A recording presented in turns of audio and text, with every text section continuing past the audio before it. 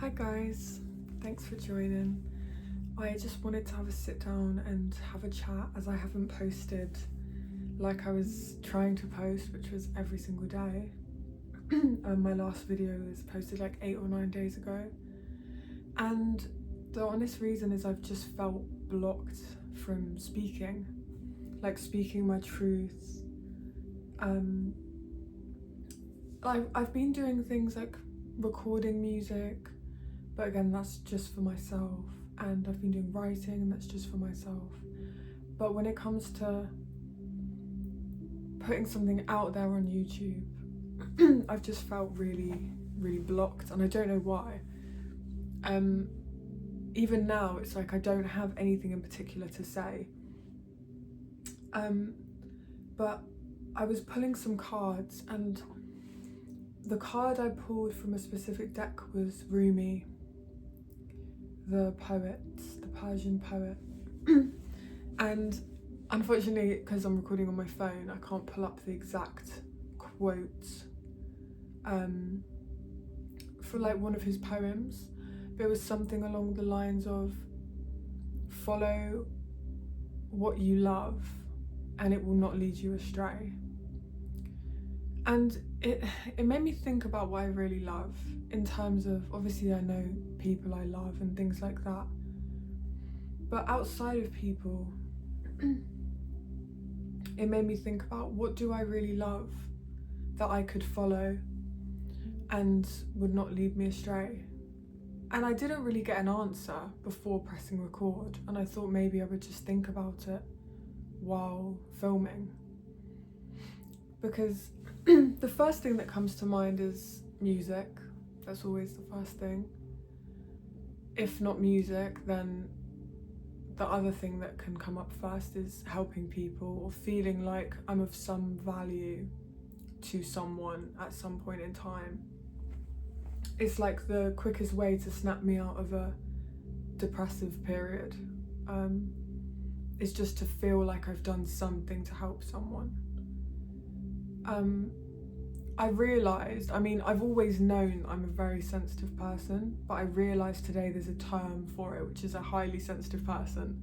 And it's like a specific, almost community of people now that are like kind of almost labelling themselves this, not as in a negative way, but as a way of understanding themselves and being able to then, through labelling, being able to connect with other people who also identify as being highly sensitive people.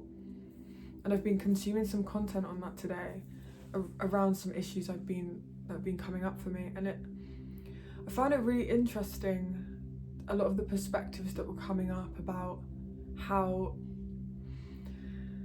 as a highly sensitive person, you can feel like you are just broken, and everything that you feel is dramatic and too much to the average person. And that's how I've kind of always felt. It's funny because when people consume my music, they don't say, oh my gosh, you're too much and you're too sensitive, because I guess they're getting something from the music and from that sensitivity. But when it's an inconvenience, that's when it's usually labelled, you're a highly sensitive person, in like a negative way. And it's crazy because when I lean into the things I love, like going back to the Rumi thing, my sensitivity really does feel like a gift. And there's always things that pop up around, certain topics that affect me and bring back that feeling of like, oh my gosh, there must be something wrong with me, because why do I feel all of these things? But when I lean into that faith and that self-love and self-appreciation, the sensitivity does feel like a gift, like a real present to myself. And I realised something today that I guess I've known somewhat, and I work with daily, just regarding self-love. And the fact that I often struggle with certain things within relationships, whether that's romantic, familial, with family and with friends and stuff, a lot of the time it's because I just struggle to love myself enough deeply, like, and it's not because I never love myself. Sometimes I really do just have this real love for myself and who I am. And you know, often when I feel like I love myself, it's when I'm creating, and sometimes when I do a YouTube video, not always, because you have to kind of look at yourself if you use your phone. But yeah, there's times when I'm dancing, just free dancing, I feel like I love myself again when I'm not looking too much. And it's weird because I really feel I have days where I really feel like I've gotten to a place where the love I have for myself is so vast and all consuming, and it's like an ocean of love just surrounds me through the air. Then I wake up and it's gone, and I just don't understand, because I don't know if love can really go away. And so if it wasn't love, then what was it? Do you know what I mean? Can you misplace love, like a set of keys or your phone? Can it be forgotten, like a bad memory or a good one? Can love really work like that? And is love, I just don't think love can be misplaced and forgotten, and I don't know, but it's just very curious to me that I can be in a place right now where I feel quite loving towards myself, and I've got all my things in my brain, you know, as you do, the things that we maybe struggle to love, and when we're overwhelmed, it's harder to love ourselves. I find it's a lot harder. But yeah, it's just, I feel like there was a time in my life where I would wake up in the morning and I would put on Afro beats or like, yeah, similar sorts of music, and I would get out of bed the second I woke up and I would dance. Like, I mean, I would dance until I dropped from the second I woke up. I woke up and I just felt so like overjoyed to be alive and just so in love with that act of waking up. And I don't want to say it's becoming older. I don't want to say it's the things that happened to me. I don't want to say it's just what happens in life, because I don't want that to be my truth. You know, I don't want the things that happen to me to have taken something from me. I don't want this just to be what happens as you get older, because I don't want to subscribe to that. I do think certain things could have triggered what I did, and the way that I felt, but I have always been in control, even when it feels like I haven't. And so maybe the thing isn't, why don't I feel like dancing when I get up anymore, but why don't I just do it anyway?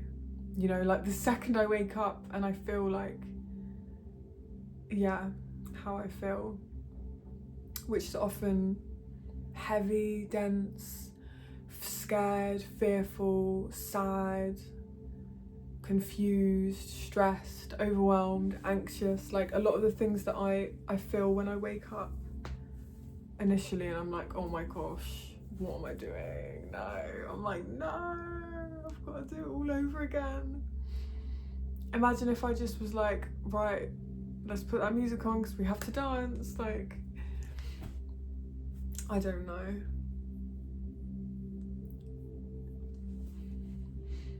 It's just mad how I guess I'm just a night person, because usually, unless it's like particularly bad day, because of like some things happened that would like really be difficult to handle on my own at night. I just love the night. I love the night. I love being in my room, having my music. I've got my cards, my books, my art. I can record, I can dance, I can write. It feels like the opportunities are just endless at night. Which is funny because, if anything, that's in the day, you know, there's people around, there's places to go to, shops are open, whatever, like there's so much more in a way that you can get up to in the day. But when it's night, it feels like, especially where I live in Cornwall, it's a very quiet place, a little quiet town I live in Cornwall. It feels like I feel less afraid to speak my truth, because I guess it's only me. And if I go for a walk, I guess I feel like I'm cloaked in the sky. It's almost like it conceals me, and I don't have to be seen, and I don't have to perform in the sense of like smiling or having my eyes happy looking and like, do you know what I mean? Like, I feel like the night invites such honesty. And so at night I get all of these ideas and I write them all down, and I'm so sure that in the morning I'm gonna do them. I'm gonna bring them to life, and this is gonna be crazy, and then the morning comes and it's like someone's pulled the rug from under my feet and I'm just falling.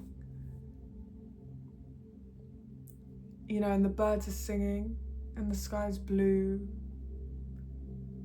and there's all this new and almost anticipation in the air, right, of this new day. Anything can happen. And something in me says, I can't do that. I want it to be night. I want to have all my energy at night. So yeah, it's interesting. It's definitely a process that I'm going through of like trying to curate, you know, gather these ideas at night like I do, because I get so many ideas and I just feel so inspired. And if it was up to me, I would just do everything now, but it's not practical to do it at night because places are closed that I need to go to, and trains and all of these things.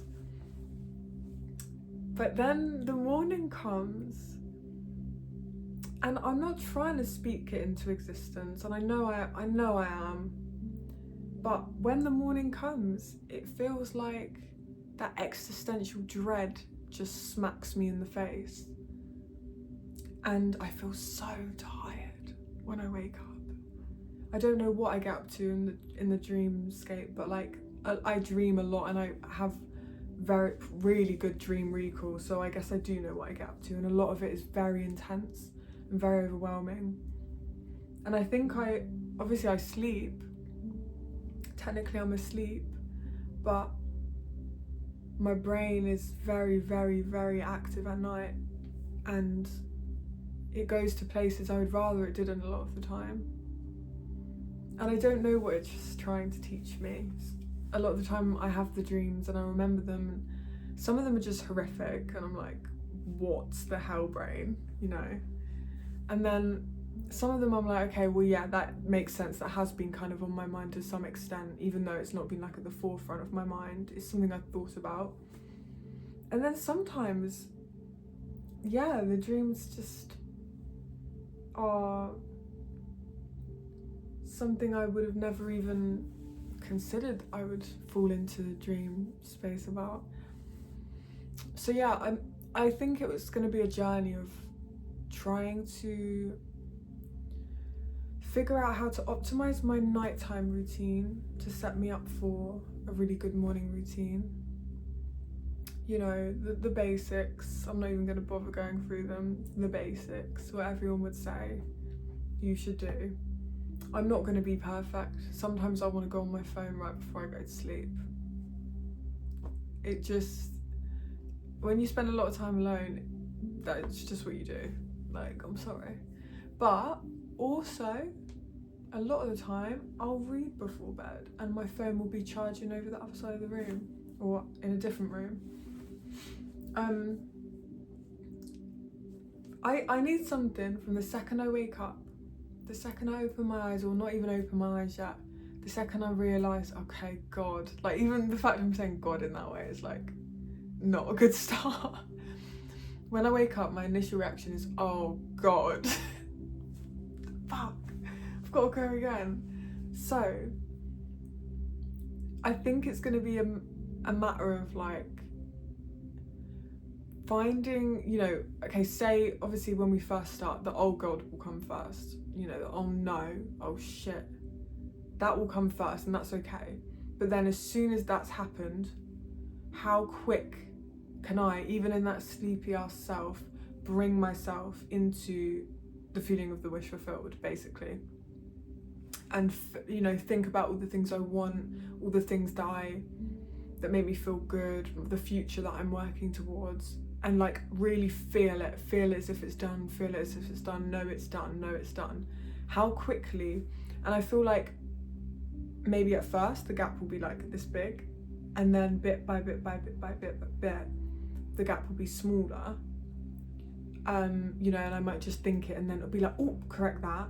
But then potentially, you know how the subconscious works, like such a sponge, if it becomes a habit, you know, where that's what I do in the morning, I reframe and I refocus my energy in a more desirable direction, then maybe I'll wake up and before I open my eyes, that will be the first thing that happens in my brain. And it won't be like, because, you know, isn't it like 95% of our life is ruled by our subconscious mind?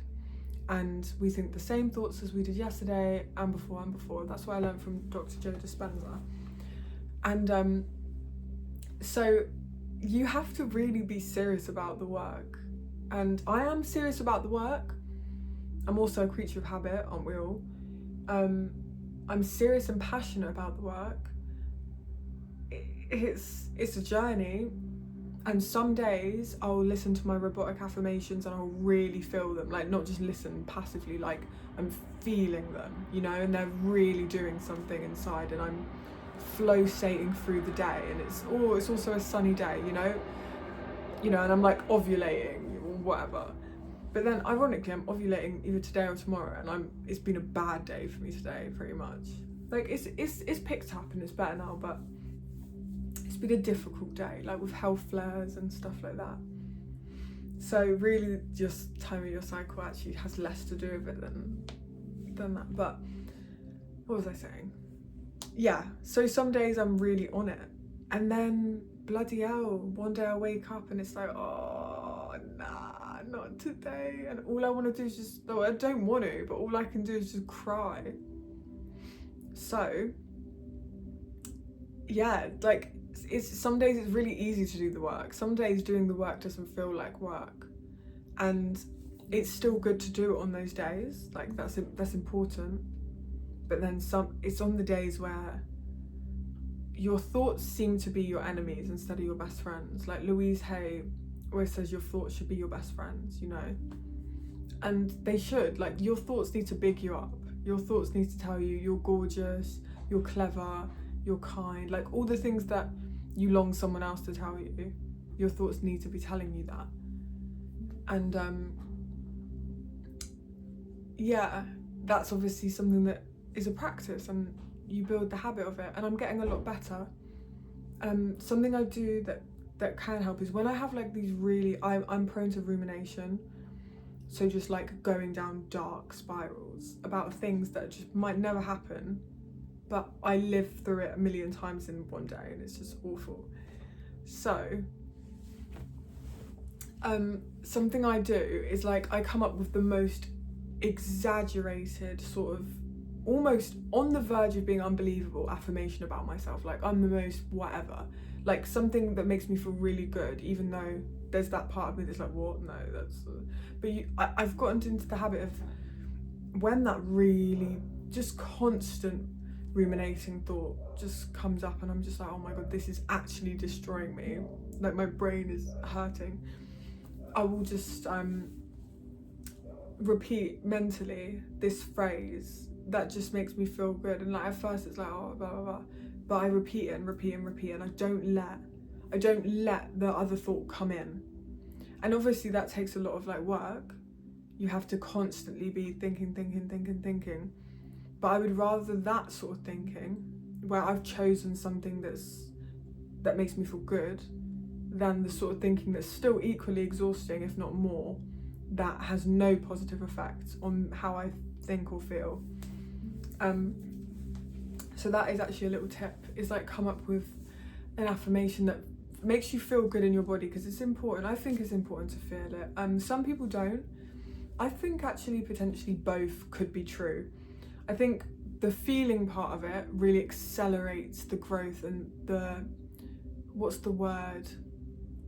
way it sinks into your brain. I can't think of the word, but I do actually see the benefit of just like robotic, stick your headphones on, say you're just in an awful mood, you can't believe any of this shit, but I genuinely think if you did that every single day for like an hour a day, or as much as you possibly can, I do think your subconscious would latch onto some of that, even if you're not like, oh my gosh, like I'm so feeling this right now, this is amazing, I'm just like, even if you're not doing that, which sometimes it does feel like that, I think some of that still goes in, because I noticed that like on a really bad day, if I try and put on some affirmations, eventually, usually, unless I'm like in a really panicky state, because then sometimes the repetition can really make me like feel more panicky, because I'm like, oh, it's too much stimulation, blah blah.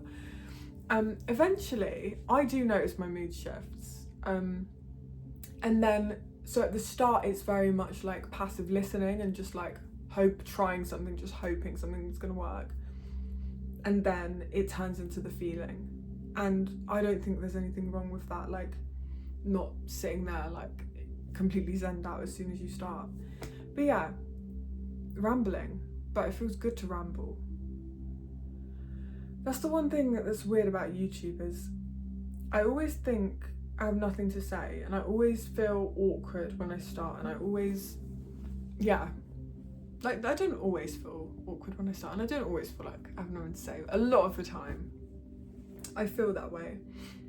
And then I remember like, it's literally my channel, like if no one wants to watch, that's absolutely fine, but what I get from just filming this, regardless of if anyone sees it or not, is so worthy, because I love to write, but sometimes writing is a lot more effort to me than speaking, which is funny, because I guess, I don't know, just doing that I find quite boring after a while. Like sometimes that's the most boring thing, and I start getting fidgety and I can't really move because you have to have your hand in a certain place. That's so like limiting to me.